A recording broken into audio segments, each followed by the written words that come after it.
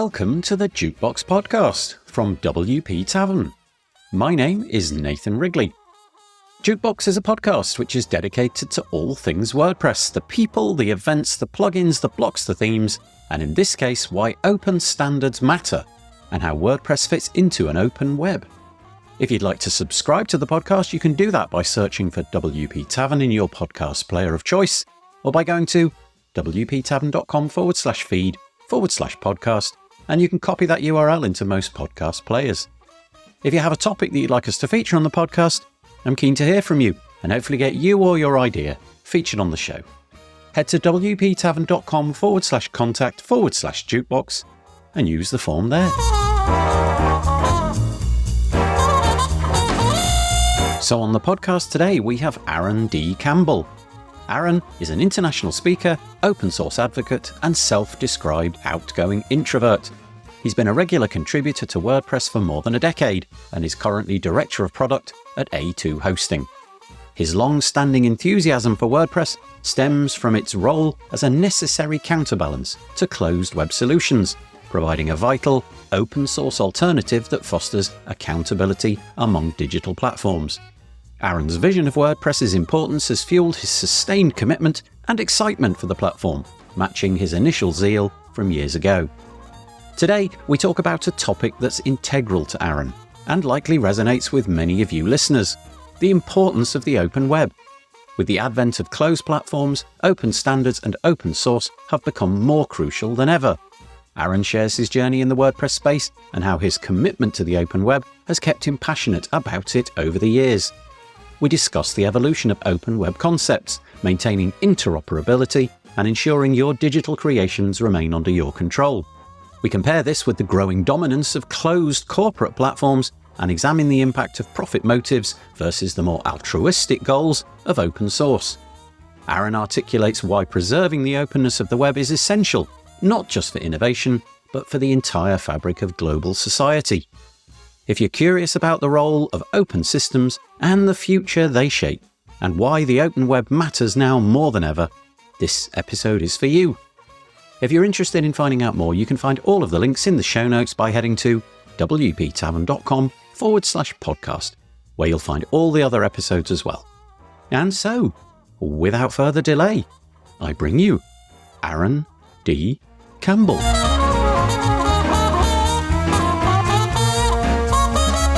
I am joined on the podcast by Aaron D. Campbell. Hello, Aaron. Hey, thanks for having me. Well, I'm really pleased to talk to you today. This is a subject which is fairly close to my heart. We're going to approach it first of all from the non-WordPress angle, and then we'll get into it from the WordPress angle. It's all about open standards, open source. I guess before we begin, Aaron, I'll just explain that this is the first interview that I've done at WordCamp Asia, which is in Manila. How are you finding it here? Did you have a nice journey over? My journey over was smooth and uneventful, which is exactly how I like my journeys to these things to be. And I'm finding the place to be fantastic and the time zone change to be very difficult. Yeah, that's exactly my experience as well. I think we're both fairly tired at this point. It's the first day, it's contributor day, so there'll be all of that excitement later. Aaron's doing a presentation at WordCamp Asia, and this is what we're going to talk about. It's called The Future, Why Open Web Matters. Before we get into that, Aaron, do you just want to give us your little potted bio? Tell us why you're here, who you work for, what it is that you do in the WordPress space. Sure, yeah. What do I do in the WordPress space? Well, that has changed a lot over the years, but I've been pretty actively contributing to the WordPress project for about 18 or so years now. Done everything from leading releases and leading the security team to helping put on some of these events like WordCamp US. I work for A2 Hosting, focusing on our products and helping to align what we do with the kind of open web WordPress ethos that I have at my core. Can I just ask you, if you've been in the project for as long as you have, which is pretty much the length of the whole project, I think, 18 years or so, but basically you've been in it since the beginning. So it's nothing to do with the topic at hand. Are you as excited about WordPress as a thing in 2025 as you were all those years ago? Yes. Yes, I am. I think that the thing that has kept me around this long, it's not easy to do a thing for, going on almost 20 years and to stay excited about it. But I think that the thing that has kept me there is this whole open web concept, and that I see WordPress as a very important counterbalance to some of the closed solutions that exist on the web. Having a viable alternative that is open helps keep those other platforms accountable, if you will. And so I think that what's kept me around is really that kind of idealistic thing that I have around how important WordPress is. And so, yes, I'm just as excited about it as I was back then. It feels like if we were to rewind the clock 18 years ago, it feels like open was more normal perhaps than it is now. And I think the closed platforms have monetized their way into the web and have kind of become, in many ways, the default, especially for people who aren't in the inner circle of open source projects. So, for example, the way to carry out messaging online is to go to a closed platform. The way to communicate via email is to use closed, well, the protocol's open, but the system that you might use may be closed and so on and so forth. So that seems to be the default. However, let me just read the blurb from your presentation so we'll get a flavor of what it is that Aaron will be talking about. So we're talking about why the open web matters, and the blurb that went with that goes as follows. The internet has revolutionized how we share information, enabling unprecedented collaboration and accelerating human progress in ways once unimaginable.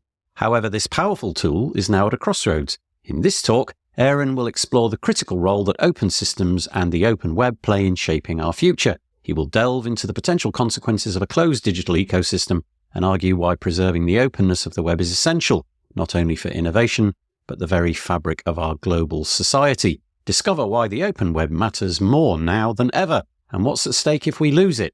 So there's some fairly powerful words in there, the future of society and so on. However, underpinning it all is this phrase open web, and it occurs to me that, dear listener, you may not know what that means. So my opening gambit to you, Aaron, is what is the open web?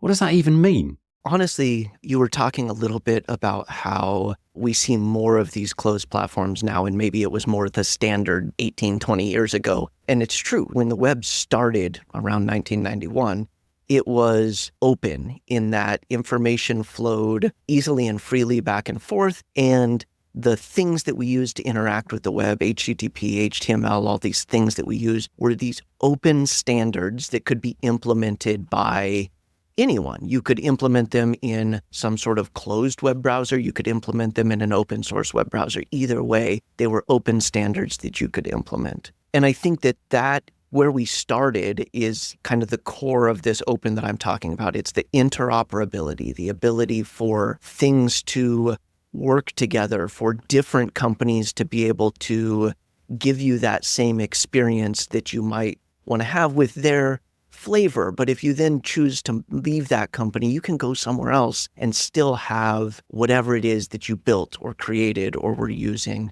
And so open, while I love open source and a lot of what I do is around open source, I don't think that open source in and of itself is the open web. It's more about this freedom to be able to own your stuff and take it wherever you want to take it. It's that interoperability that's really at the core of open when I'm talking about the open web. So it's kind of the ability to pick up your data from one spot. Let's say that you've got, well, in the case of WordPress, you've got a blog, you've got content that you've created, text, images, and so on. The ability to say, you know what, I'm fed up with my CMS of choice. I want to move it elsewhere. But the same would be the case for, okay, I've got a bunch of messages that I've written to some clients and to some friends. I want to be able to drop that platform and move it over here. So I guess email might be a good example there. There's the protocol behind the email that's completely open. It would be crazy if you could only email people who are using the same service that you had. And so you can move providers all the time, but you may not be able to move your email address. So it's a sort of complicated picture, but transportability, yeah, is that possibly it? Yeah, I think that your example of I'm fed up with my CMS, I want to go somewhere else, that's valid, I guess. But I look at it more from, let's say that you're a company that sells leather goods, and wherever you have your website has decided that they no longer allow you to sell leather goods on their platform. You need to go somewhere else. For your own livelihood, you need to be able to go somewhere else. Can you? And if your site is WordPress and it's your host that says we no longer allow leather goods, you can just move somewhere else. But if your site is on Facebook and Facebook says that you can't do that anymore, you can't just take what you have and move somewhere else. And that's a big difference because that's a thing that is key to you continuing to, run your business, make your money, put food on your table. And so it's not just like, I got sick of this tool and wanted to move to another one. I think that part of it is like, who has control and what are your options if what they want no longer aligns with what you want? So it really boils down in your case to the ability for you to choose where things end. Yeah, a choice. Okay. I really haven't ever read a history of the internet, but the bits and pieces, the impression that I've got over the years when I've been reading around how the internet began, CERN and ARPANET and those kind of things, when the internet began, I don't really know what the enterprise was to begin the whole thing, but it felt like it was more or less a service to provide the capability for academics to communicate with each other. There was never this intention that, okay, we'll be buying and selling goods online, we'll all be communicating through messaging platforms online, we'll be sending photos online. So how did the internet begin? Do you know? It began open and it began specifically for the purposes of sharing information. The commercial internet exchange was trying to connect all these big networks that had tons of information in them at places like universities, governmental agencies, right? That were these silos of information. They wanted to interconnect those networks, make the internet be able to share data back and forth for the purposes of being able to learn from each other. It was very much an academic pursuit. I think that that's kind of how we grow our knowledge as people, right? We learn from what other people have learned, and then we learn some more on top of that. And they saw the value of having this kind of connected digital network to share information.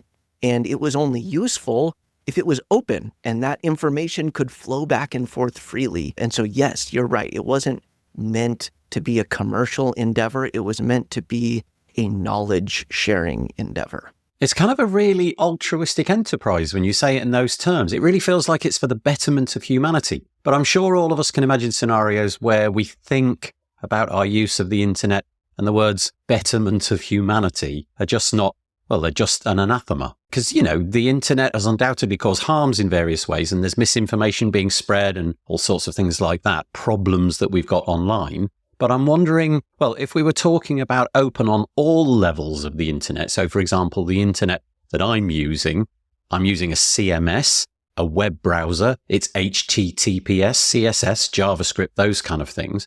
But underpinning it all is my Mac, and the Mac presumably talks to the TCP/IP stack, and there's a bunch of routers and all of those kind of things going on holding the internet together.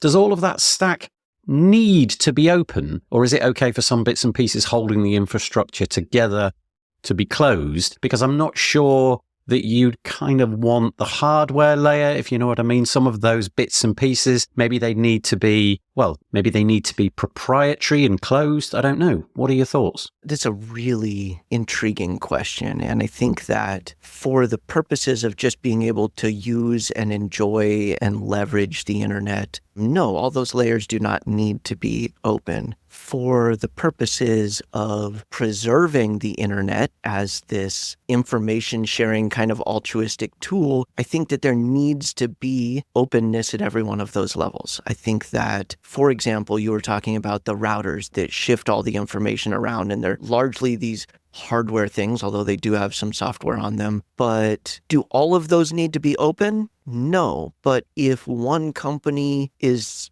the only one that's capable of shifting information around the web, then it becomes a problem. So as long as there are viable open alternatives, and some are closed and some are open, great. But I don't want any company, no matter who it is, in this case, maybe a Cisco is maybe the biggest router company, right? I don't want them to be the only one in control of what information can be sent back and forth across the world. Yeah, I think our conversation's probably going to dwell on the information layer, the bit at the top. So the text that we send and, the images and the CMS and so on.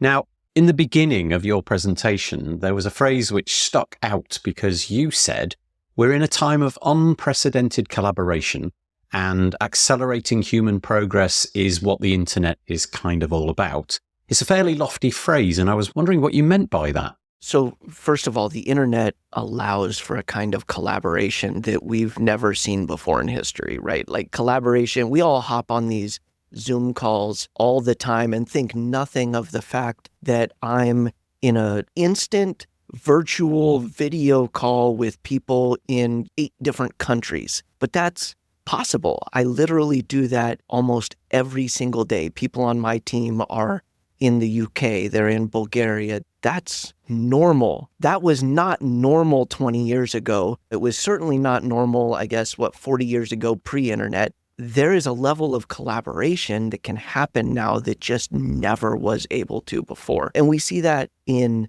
tons of places. My wife's neurologist, I think I gave you this example in some notes that I sent over. She collaborates with neurologists all over the world live almost daily, and that's mind-boggling. But the fact that a neurologist can immediately learn from other specialists like that is fantastic. That's so amazing. And so, yeah, it sounds lofty when you put it into words, but the truth is, this is our normal everyday, and maybe we've gotten a little used to it, but if you take a step back and look, it's amazing what the internet has enabled. I occasionally, and it really is an example of how quickly you can become something that is extraordinary, becomes completely normal, and you don't really expect what's going on. But occasionally I have the thought that I'll be looking at my computer on my phone and I think what I'm doing to my 10-year-old self was the realm of Star Trek. It was science fiction, that there was a device in somebody's hand which enabled you to communicate. There was a screen which held images on it, and it was all encapsulated in your hand, and obviously Star Trek, well, we've still got a long way to go. We can't transport each other across the universe and so on. But it's incredibly profound. And the mere fact, just take a look and think about it for a moment. You're probably listening to this on a phone, dear listener, and I don't know, you've probably got a pair of Bluetooth headphones or something like that. This incredible stack of technology, which is now completely normal, you and I collaborating for this episode on a Google Doc, the world is utterly changed, and it really does behoove everyone once in a while to take a step back and think, wow, I'm really lucky. I mean, when I was in school, my teacher very specifically would not let us use calculators on tests because, quote, you will not always have a calculator in your pocket. You need to know how to do this. Well, they were wrong. I have a calculator in my pocket, which is actually also a computer connected to every other computer in the world. It's astounding how much things have changed. Yeah, it's pretty remarkable. I mean, I guess the next point that I want to raise is that the web, despite the fact that it's marvelous in all these ways that we've just described, I think we've had an era over the last, let's say, decade, maybe more, where it feels like the internet has been taken over largely by closed corporate platforms. I mean, not to throw any aspersions out there and not to name only these ones, but the ones which come to mind in my life are Google dominating search, for example. I basically have outsourced my brain most of the time to Google. I don't really think. I just Google something and then trust that what Google gives me back is going to be credible and accurate. And I really give it 100% of that.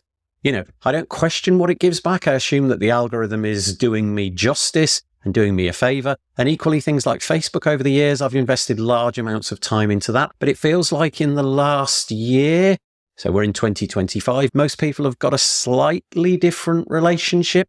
There's maybe a bit more skepticism coming in. We can see the harms that maybe some of these companies are doing. And so this really does feel like a moment where open platforms, WordPress in particular, it's an important moment to step up. So really, there's no question there. It's more like, do you have any thoughts about proprietary platforms and their growing dominance?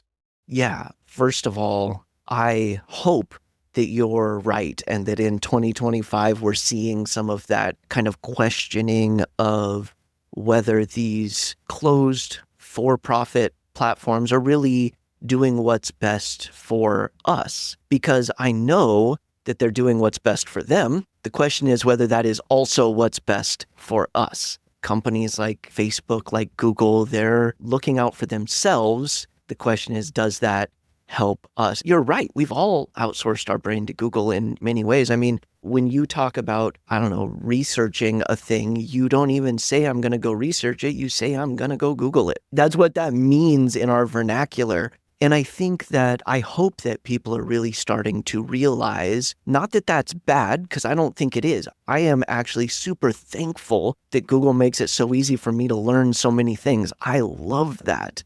But I hope that everyone's starting to understand some of the potential risks there. Is it good that you don't even question whether what Google fed back to you is the right thing? Does Google get to decide what we're able to learn or not learn now? Is that healthy for us? I would love if people are asking those kinds of questions, because it pushes toward having more alternatives. How do you go check if you decide that you're not sure if Google's really looking out for you? How do you go check that? What do you use to make sure that Google's still giving you what you ought to get? And if you go looking for that, that's good. Going and looking for those alternatives, ensuring that there is a choice, keeps us from being locked in a way that becomes unhealthy. I think my intuition is that increasingly these platforms seem to be tied up in profit motives. And so the example that comes to mind in my head is the algorithmic feed in your social network of choice, really. Insert whichever platform you want there. But the idea that it will maximize engagement at any cost. So if it can keep your eyes glued to the screen for another minute, that's a win, regardless of whether or not that information that's being given to you is good, and I'm doing air quotes. And so if that were to creep into, for example, Google search, okay, can we keep you on our platform? I know that's a silly example because that's not really the point of Google, but you get the point. And what I'm wondering is profit really kind of the enemy here? Does everything have to be freely done by volunteers for it to be open? Because there's this feeling, it feels that there's a bit of that in the open source community. You know, if it's done by volunteers, if it's done for free, if you can access it completely for free, if the platform's code is verifiable and open on the web, is that better? So, yeah, sorry, there's a lot there. Well, first of all, I'll go ahead and plant my flag on this one. And it's maybe not the most popular opinion amongst the hardcore open source people that I honestly spend a lot of time with and work with regularly, but I don't think profit is bad. I don't. But if that is the core motive and that becomes the only tool that you have is one that is focused on profiting off of you, then yeah, there are concerns. If Facebook, you're right, or any of these social networks, they want to keep you around as long as they can because that's their profit model. However, it doesn't mean that you can't profit off of open. And I am fine with profit as long as there is open. There are many companies in our space that make really good profit implementing WordPress solutions. That is open. The companies that they are implementing those solutions for own their own data. They can move it wherever they want. That's great, even if there's profit there. And so I don't think that profit alone is the enemy, but it does seem like most of these kind of closed solutions, are by for-profit companies that are just looking to profit. And again, I think it comes down to choice. As long as there are enough options out there, you're not beholden to just the one model from the one company. You know, social networks is a good example. If there's something that's a problem with you and Facebook, you can go to some other social network. There are other options. It's when it's a for-profit and just one option that it really starts to become a problem. I think it's really a difficult thread to get right in our community because the WordPress community in particular does seem to have two sides. There's the real for-profit side, and obviously we're here at WordCamp Asia, and if we were to walk into any of the sponsor booths, there's a bunch of companies here, and I imagine the fact that they can sponsor, they're making a healthy profit, you know, they're sending staff here and they've got a booth and so on. But then there's also the more, and again, I'm doing air quotes here, there's the more community side, which seem to see that as a bit of a trade-off. We've got to have these people here, but on some level, it would be better if they weren't here. If we could just do the whole thing more non-profit, that would be better. So I feel that the community we've got that's a difficult tightrope to tread. It's a very difficult tightrope to tread. The way that I thread it, I get the altruistic. If we could do everything just volunteer, but we could also have diverse volunteers and many volunteers with different points of view and different sort of technical backgrounds, right? So that we could build a thing that works for everyone, that would be great. But that's really difficult because you see many open source projects that had that and built up and then failed and have sort of disappeared because it's very difficult to have longevity in that, to have people that stay around long enough. And so I think that what the for-profit side does in our WordPress space is it helps ensure the longevity because those companies, hosts, for example, are hosting many, many thousands or tens of thousands, hundreds of thousands of WordPress sites. They're making money off of that. And so they have a vested interest in making sure that WordPress continues. And so, yeah, there's this fine balance between they're actually investing in a way that helps keep the platform going, keep the platform being built, keep the platform improving. But does that also mean that they want some influence in the platform? And I think that that's that line you have to tread where profit helps with longevity. It does. It keeps people around, but it also leads towards a desire to influence. And are we watching out for that? It's been a question that the WordPress project has been struggling with since its very beginning. I think that we've got it right at times. I think we've got it wrong at times. But I think that by and large, for 20 plus years, we have successfully brought those two things together in a way that's built something pretty amazing.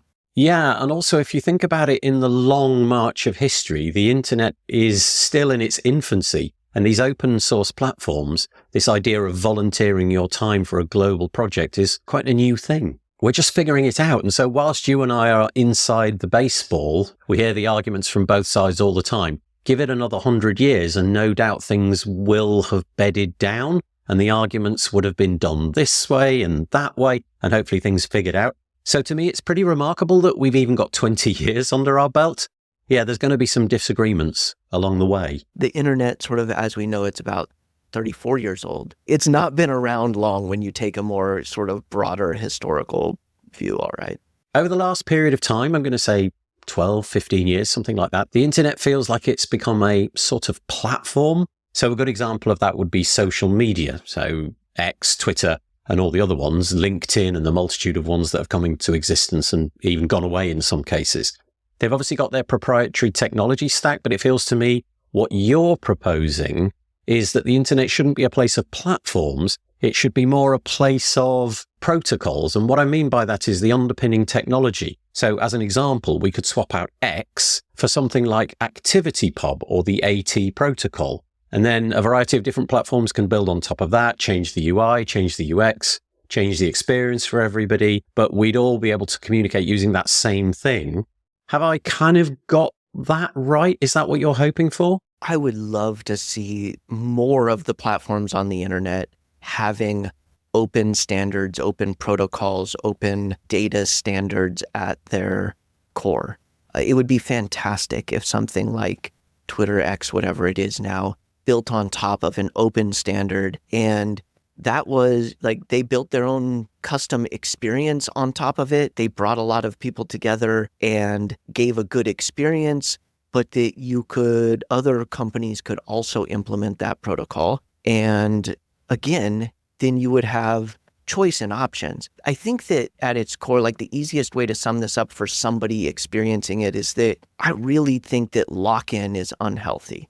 If you can just choose to go somewhere else and you're not locked in, then that company needs to keep you around by just serving you better, having a better experience for you, delivering more value to you, rather than keeping you around because you're locked in and you've built a following there and you can't get it anywhere else, etc. And so, yes, I love all these varieties of platforms focusing in on specific things, like LinkedIn on jobs and professional connections. I wish that more of them shared open standards at their core that could be implemented by others. Do you think there's a realistic chance that these companies will move towards these more open protocols? Because obviously, they weren't. They weren't there at the beginning. They developed their own code base and soon discovered, gosh, there's a real economic lever here. If we can keep eyeballs on our platform, if we can lock data inside the platform so that they can't go away, users of LinkedIn, it's just you're in LinkedIn, you can't get stuff out of LinkedIn, it's in there. Is there any incentive for them to move to an open protocol, apart from the fact that it's just a morally good position to be in? Because it feels like if we were talking to the executives of LinkedIn, Facebook, etc., they would maybe make the right noises, but then they turn around and say, we're not going anywhere near that. We want to lock people in. We want everybody to be locked inside our silo. Unfortunately, I think that there's not a good enough reason yet for them to move that way. So I don't see a lot of the current platforms moving that way, at least not in the short term. I hope that some of these new platforms that are spinning up now and that will in the near future that might make use of that, we might be able to see new ones coming on with open standards, but I think it's less likely to see existing ones move to that. If I were talking to those executives, though, and trying to talk about what the benefits would be to them, I think that the main things that I would try to focus on is if there's a chunk of your code, your system, that many people are working on and improving, and you don't have to fund every single worker on it, that there can be shared benefit from that. I talk about this with WordPress and hosts all the time. Yeah, build some of your own custom cool stuff on top of WordPress, but also help improve WordPress itself. Yes, that improves the experience at other hosts as well, but if every host is doing that, then everyone's getting shared benefit as WordPress gets better across the board. And so these existing platforms could benefit from that, not having to be the only one working on improving the protocols or whatever it is. And the other thing is, if you're really confident that you're building something great, if you really think you have a great product, then if you have shared protocols, that means you should be able to bring people in from those other companies to have those shared protocols, because it means it's easier to bring people from other places to you. They all tend to focus on the saving what we have, preventing people from leaving. But if you really think that you can offer the best, then you can also win people in that way. And that's sort of the approach that I take when I talk to them, but it's difficult. Yeah, I wonder what the age demographic of these debates is. And what I mean by that is when it comes to events like WordCamps, if I'm looking around and being honest, I'm not really seeing many young people. And I don't really know what I mean by young, but it seems like the average age here is not really anywhere near 18. And I wonder if the ship has sailed in terms of, let's take a typical child in the UK, a 16-year-old child, something like that. The excitement is all around things like TikTok and Instagram.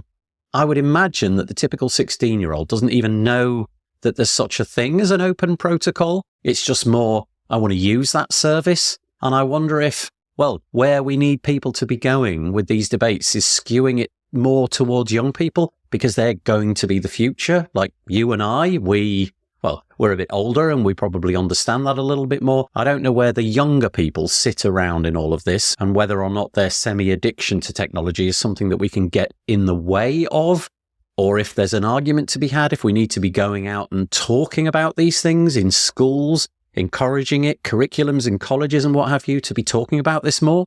I think that you're right that it skews towards the older crowd a little bit. As a parent, I kind of draw a parallel here, right? You can tell a kid, don't touch that, it's hot. Don't touch that, it's hot. Don't touch that, it's hot.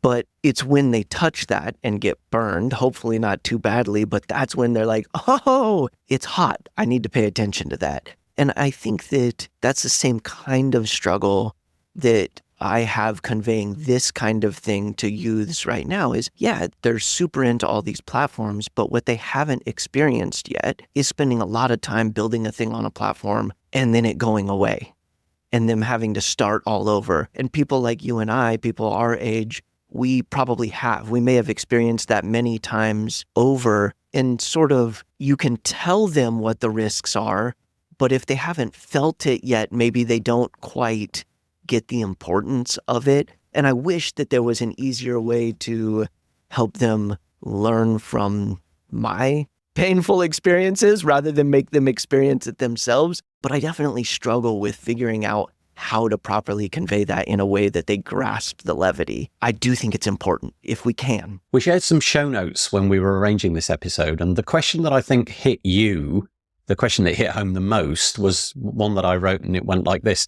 How do we get open, in quotes, to be the default given the market forces that we're working against? And so again, the example of Facebook, Google, etc., they've got deep pockets, an incredible amount of money to spend on ads. They can occupy all the app stores, and they've got incredible lobby groups and so on. And I think you thought that was the question in this interview that was going to be the most interest to you. So how do we get open to be the default given the power of these massive platforms? It's so difficult, right? I think that I said this is the billion-dollar question. I think that this is kind of the core of what we need to look at and figure out. And I do think that there are some people in our space, in the open space, but even specifically in WordPress, that are trying to figure this out. WordPress is amazing in that it's put together by volunteers all over the world, and there's contributors in every walk of life, but it's not coordinated in a way that a company like a Google or a Meta or whatever, it can be coordinated to funnel all of their funds together and invest in whether it's lobbying or advertising or whatever it is. We need to bring all this variety of companies and people in our space together in a coordinated way like that. And that's so much more difficult when each one of these companies is their own entity. But you're starting to see some groups like the Scale Consortium, some of the enterprise WordPress agencies in our space have formed this consortium to work together to put out this kind of like enterprise level marketing for WordPress at that level. And I would love to see more of that kind of thing happening. I think that groups working together is kind of our only chance of trying to compete with some of these companies. What was the organization called? The Scale Consortium? Yeah, the Scale Consortium. Okay. And do you have a URL for that? I think it's scaleconsortium.com. Okay, I'll include that in the show notes. But is this something that you're involved with personally? Does A2 hosting, or are you involved? No. So in my past life, I guess, before I really got into hosting, I ran an agency for many years, including working in the enterprise space. And so I'm just still close to a lot of the other agency folks. Agencies that are a part of this are people like Crowd Favorite and Human Made and 10 Up. They're forming this Scale Consortium, and it's fantastic. I talk to them about it every time I can see them and talk to them. I want to talk to them about this thing they're doing. It's kind of interesting and it's fairly unique. I think open source, the capacity of rivals, and again, I'm using air quotes. Yes, we can get together because, Microsoft Bing getting together with Google, that seems really strange. I mean, maybe there's a few web interoperability things that those proprietary companies get together on, but, they're commercial rivals. But in the WordPress space, that kind of thing's possible. And in the open source space, that kind of thing is possible because it's more a case of a rising tide carries all boats. So not a case of, we've got to kill the competition, kill the opposition. And that's curious. And maybe that is the key to its success.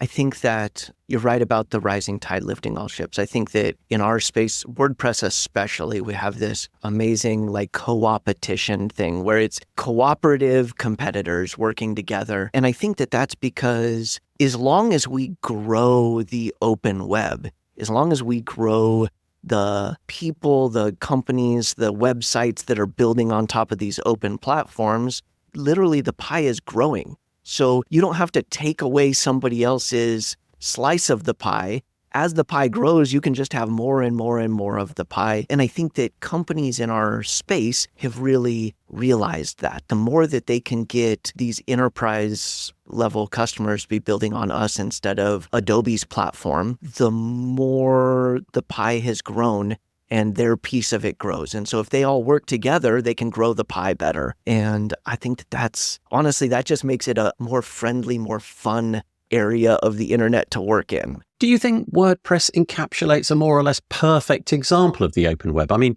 obviously we've got our own problems, but generally speaking, would you hold up WordPress as a really fine example of the open web? Or would you say there's, room for improvement? I think that there's always room for improvement. I would hold up WordPress as a pillar of paving the way, right? Like, we've gotten it wrong a number of times, but we have pushed so hard toward building this open platform that really is truly open. I think that there are single points of failure and stuff, even in how we have things set up. But by and large, I think we've done it right. I'm not going to say we're perfect. That would be silly, because I think that we should continue to push to grow and improve. And if you think you're perfect, you're not motivated to do that. But yeah, I think that we've done a really good job in WordPress of focusing on that. Well, hopefully people listening to this podcast, by the time this comes out, maybe Aaron's talk will be out on WordPress TV. We'll have to see. It's a really interesting subject. It speaks to so many of the reasons why I enjoy the internet and why I've skewed towards open source as opposed to proprietary. There's just something profoundly meaningful there for me. And let's hope that if we would have this conversation in, 10 years' time or something like that, the arguments that you're portraying here, the powerful reasons for going open and not closed, let's hope they win. That's one of the most exciting things I could imagine. Well, Aaron, thank you so much for chatting to me today. I really appreciate it. Thank you for having me. This was fantastic.